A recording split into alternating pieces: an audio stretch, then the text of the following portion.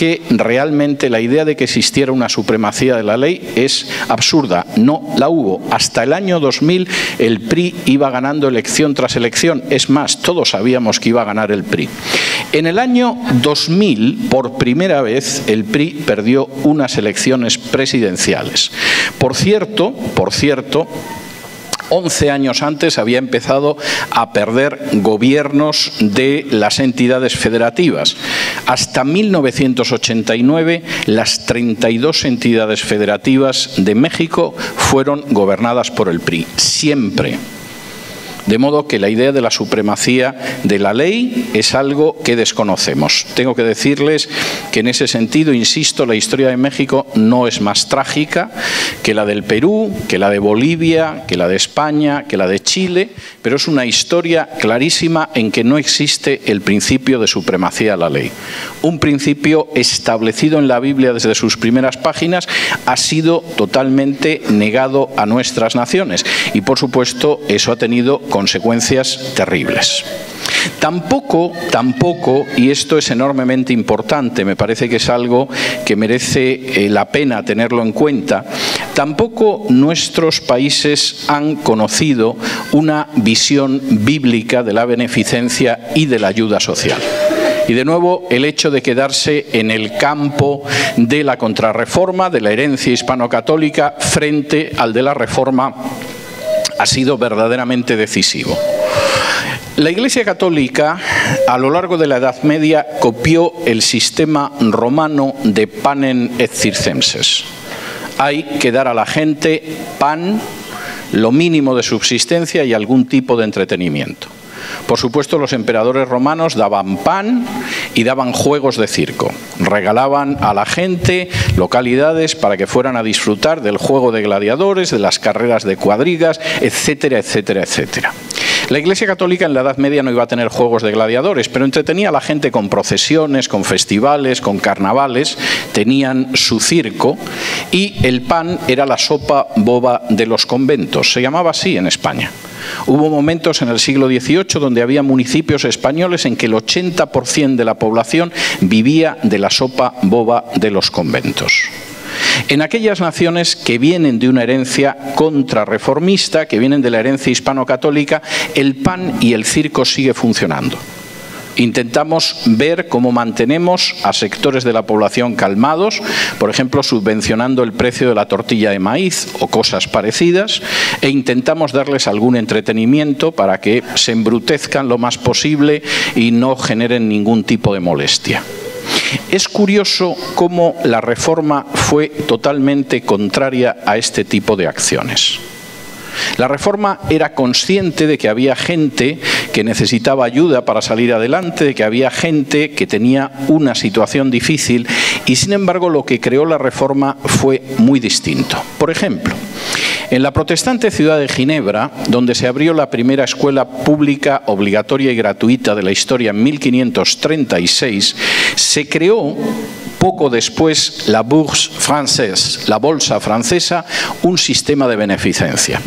A Ginebra llegaban por decenas de miles refugiados de otros países. Era gente que huía de Francia, de Suiza, de Italia, incluso Casiodoro de Reina y Cipriano de Valera aparecieron por allí como exiliados huyendo de la Inquisición. Y por supuesto la solución fácil hubiera sido en un momento determinado entregar a esta gente subsidios para que vivieran de manera más o menos miserable aunque tranquila y si el sistema hubiera sido electoral después cobrarse en votos los subsidios que se dan a la gente, eso sí, con el dinero que se ha sacado de los bolsillos de los ciudadanos.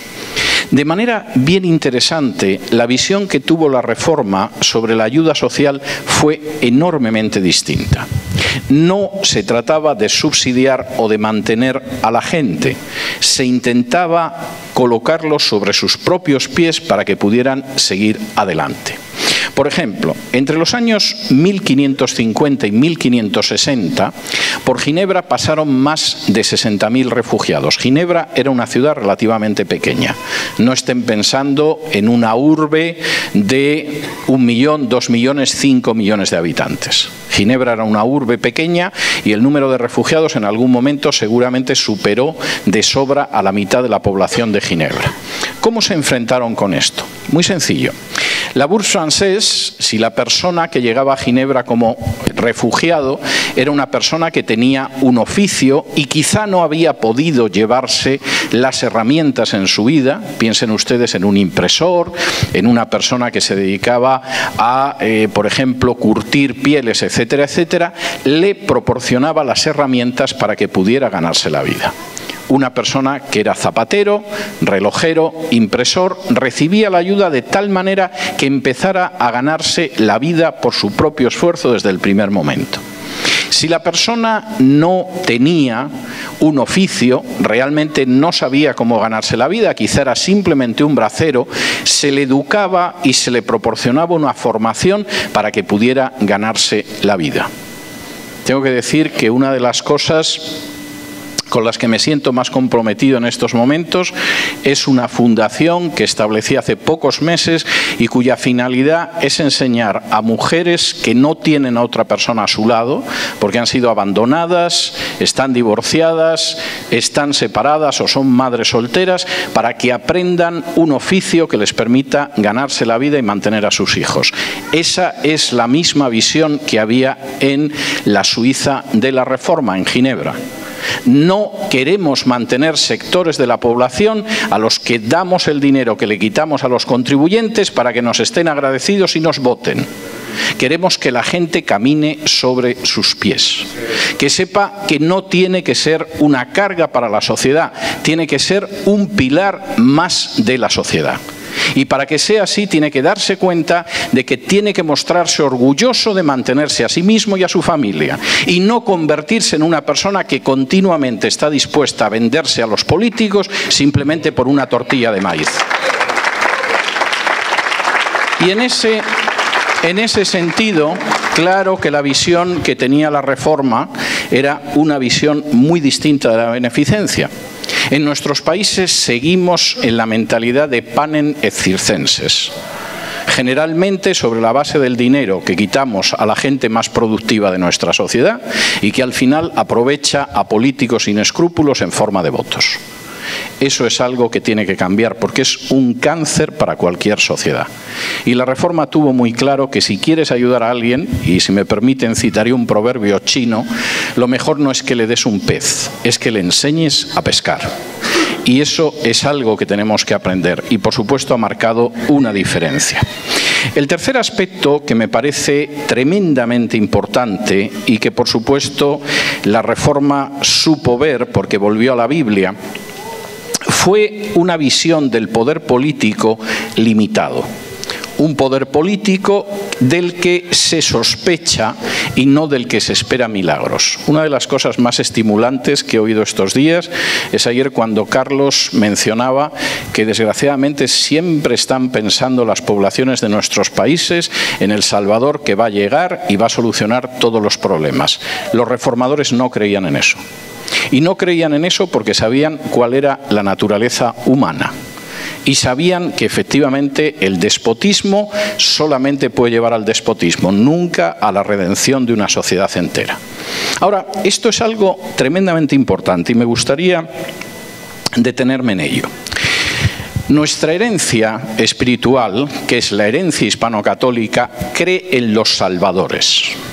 En algún momento de la historia tiene que aparecer un salvador que solucione todos los problemas nacionales.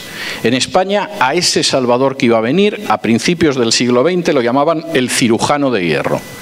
Yo no sé si apareció el cirujano de hierro, pero sé que se hundió una monarquía parlamentaria, que vino una república desastrosa, que entramos en una guerra civil de la que, por cierto, muchos exiliados acabaron en esta tierra de México y después hubo una dictadura de 40 años.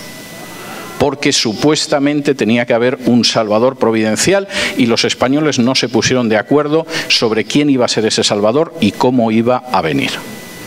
Y eso es algo que pesa sobre nuestros pueblos. México ha tenido no pocos salvadores providenciales. Cuando yo veo algunas entrevistas y veo que todavía hay gente que evoca a algunos personajes de la historia de México, me da escalofríos. Los personajes me parecen fantásticos, pero evidentemente pensar que se va a producir la resurrección de Zapata o de Villa o de Madero es algo disparatado. Por cierto, Madero era un ocultista, seguramente era un hombre de muy buenas intenciones, pero se movía según lo que le decían los espíritus. Si el futuro de México depende de alguien al que le hablan los espíritus, va a tener un futuro muy negro. Y en el caso de otros personajes podría decir lo mismo. Podría mencionar lo de la historia de España. No piensen que tengo nada personal contra ustedes o contra su país, todo lo contrario. ¿Cuál fue la visión de los reformadores? La visión de los reformadores, en primer lugar, partía de cómo es el ser humano. Y el ser humano, como individuo y como colectivo, está tocado por el pecado, nos guste o no nos guste. Es antipático, es desagradable, no nos agrada oírlo, pero es verdad. Y además, ese ser humano tiende hacia el mal. Y la única manera de evitar que la sociedad acabe derivando en el despotismo y en alguien que gobierna tiránicamente hacia el mal es primero tener en cuenta que somos una especie caída, segundo, limitar el poder y tercero, dividir el poder. Y déjenme que les ponga algunos ejemplos en este sentido. Por ejemplo, Calvino, hablando de lo que eran los reyes, como no tenía un punto de vista absolutista como el hispano católico, escribía lo siguiente. Decía que Dios había establecido a los magistrados, cito textualmente, para la utilidad del pueblo y el beneficio de la República. De hecho, hablaba de que había que someterse a la autoridad de los reyes, pero a continuación decía, pero al mismo tiempo los reyes tienen que cuidar del bienestar público de manera que puedan cumplir con los deberes prescritos a ellos por Dios con buen consejo y madura deliberación. ¿Y por qué? Porque la Biblia daba una base para ello.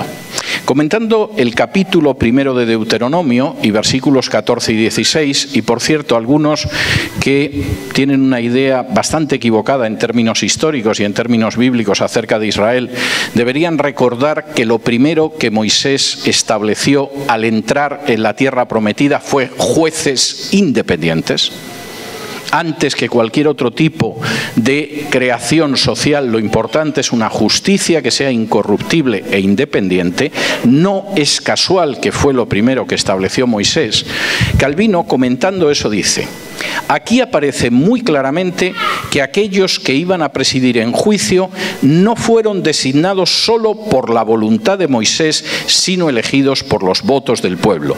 Y esta es la más deseable clase de libertad que no deberíamos ser obligados a obedecer a toda persona que pueda ser colocada tiránicamente sobre nuestras cabezas, sino a la que surge de una elección de tal manera que nadie debería regir a menos que fuera aprobado por nosotros.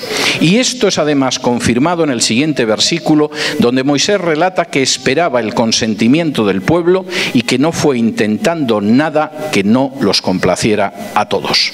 ¿Y qué sucede cuando no es así? Pues Calvino es muy claro y añade que entonces los magistrados toman parte en el saqueo para enriquecerse a costa de los pobres. Han pasado 5 siglos y no creo que la situación haya variado. Ahora, fíjense ustedes en el camino que hemos seguido las naciones de herencia contrarreformada, de herencia católica a lo largo de 500 años. Generalmente nuestras constituciones son constituciones de un idealismo tremendo. Si uno se creyera que se van a cumplir esas constituciones, estaríamos a un paso del paraíso y de la utopía. Por supuesto, nunca estamos a un paso del paraíso y de la utopía, siempre estamos bordeando la tiranía y el despotismo. Porque, entre otras cosas, son enormemente optimistas sobre lo que puede hacer el ser humano. La visión reformada, en ese sentido, era realistamente pesimista. Déjenme contarles algo. Hace aproximadamente medio año estuve releyendo la correspondencia de los padres fundadores de Estados Unidos. La había leído en otras ocasiones, pero nunca de una manera condensada, de golpe, toda junta, poniendo las cartas sobre la mesa.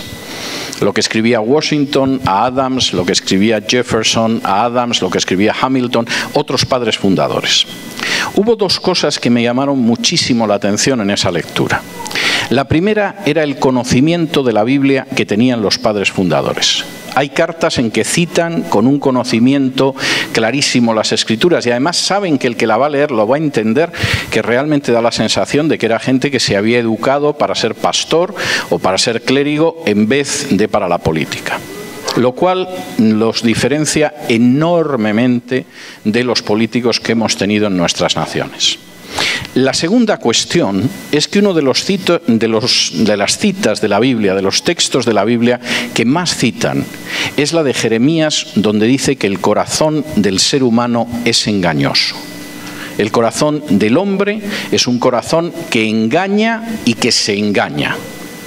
Y la consecuencia que sacan todos los padres fundadores es forzosamente el poder tiene que estar dividido y separado. Los tres poderes tienen que estar frenándose y contrapesándose, porque el corazón del hombre no es bueno y tiende hacia el bien. El corazón del hombre está tocado por el pecado, tiende hacia el mal y acabará en la tiranía si un hombre solo tiene los tres poderes en sus manos. De modo que el poder tiene que ser limitado, tiene que tener el asentimiento del pueblo y esos poderes se tienen que vigilar y controlar. Si no, acabaremos en la tiranía y la historia lo demuestra. Y por supuesto, su idea no es que vamos a llegar al paraíso. Si alguno de ustedes lee la Declaración de Independencia de Estados